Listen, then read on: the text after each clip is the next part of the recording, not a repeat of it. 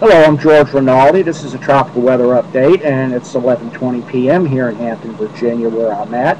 And as you all have probably noticed, Tropical Depression 5 has dissipated over the northeastern Gulf of Mexico, although the rain threat remains and some significantly heavy rains are possible from the southeastern part of Louisiana, eastward all the way across Mississippi and Alabama, and even into the Florida Panhandle for the next couple of days. Further out into the Atlantic, we really don't have anything right now that's going to develop into a tropical storm over the next couple of days. And that's getting ready to change. And yes, I know you've heard it before, and I've heard it before, and everybody's getting tired of hearing it. Everybody wants a hurricane to track. Well, I think you're getting ready to get your wish because, as I said just a minute ago at the start of my video, it's only August the 11th. We've already had 3 named storms, and folks, for crying out loud, this is not 2005. You don't need to have 28 freaking storms to be considered a busy season.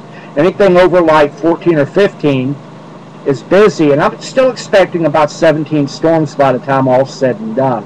This is a La Nina year. La Nina right now, it's really starting to develop nicely, and during La Nina years, we typically get a late season. We're typically tracking storms well into November, and occasionally even in early December, or during a typical year, usually by the end of October or at the worst early November, it's done with.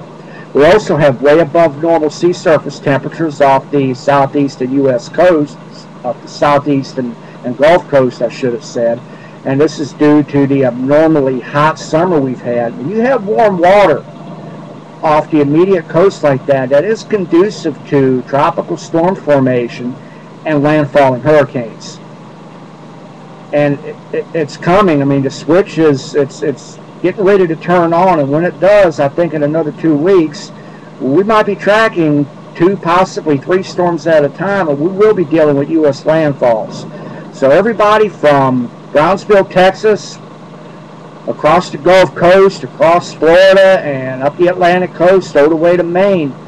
Check your hurricane supplies again. Don't put them away yet. Don't get too complacent because it hasn't even started yet.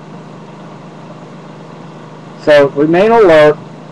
Keep checking the weather daily. Keep checking the tropical weather updates from the National Hurricane Center daily, and my updates as well, because I think we're going to have more homegrowns this season, and by that I mean more storms forming closer to the United States coast, so there's going to be less of a lead time before landfall occurs. So with the Cape Verde systems, you can track them sometimes for 10 to 15 days, and you have a pretty good idea that whether or not they're going to make landfall a week in advance. With some of these homegrown systems, you might only have 3 or 4 days, and with some of them, you might not even have that long.